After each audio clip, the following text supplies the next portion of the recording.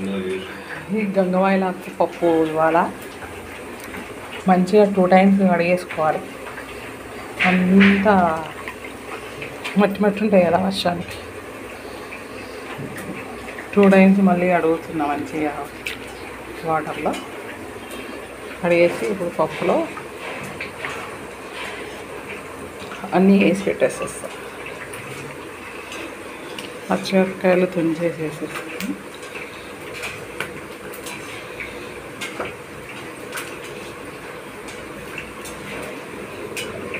ఎండకారం కూడా ఇప్పుడే వేసేసేస్తాం 2 స్పూన్స్.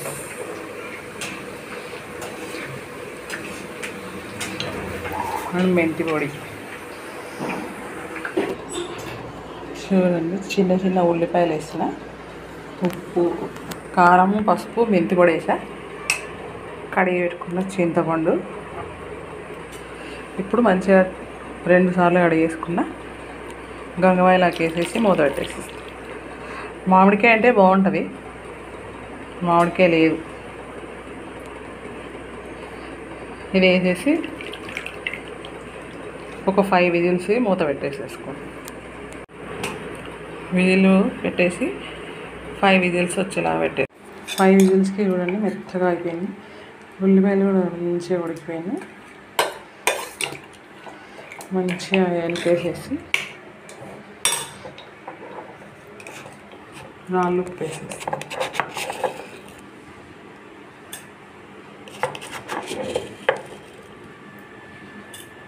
మామిడికాయ వేస్తే ఇంకా మంచిగా ఉంటుంది టేస్ట్.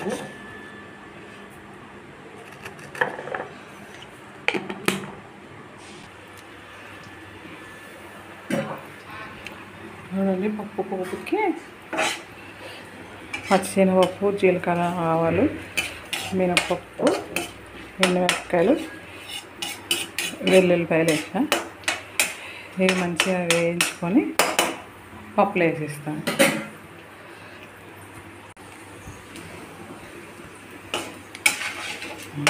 వేగుతున్నాయండి మంచిగా. ఎల్లిపాయలు కూడా కొంచెం రెడ్డిష్ వచ్చేసి కరివేపాకు వేసేసుకొని పప్పులో వేసేసి మంచిగా మెత్తగా ఉడికింది.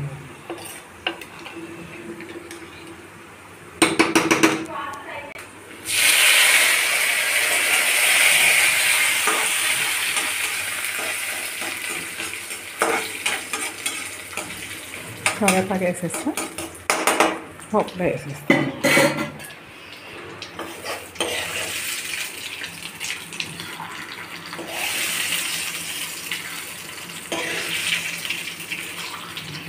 అంతా మిక్స్ చేసేసుకుంటాం. కొంచెం వాటర్ వేసిన, గట్టిగా ఉందని. పప్పు రెడీ అయిపోయిందండి.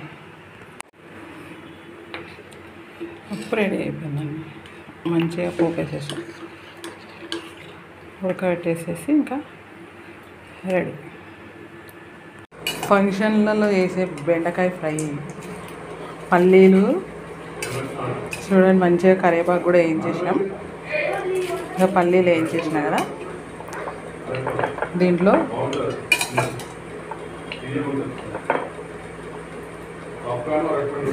కారం, ఉప్పు, వేడి పైన వేసుకుంటే కరిగిపోతుంది కదా ఉప్పు. అండ్ నెక్స్ట్ కొబ్బరి పొడి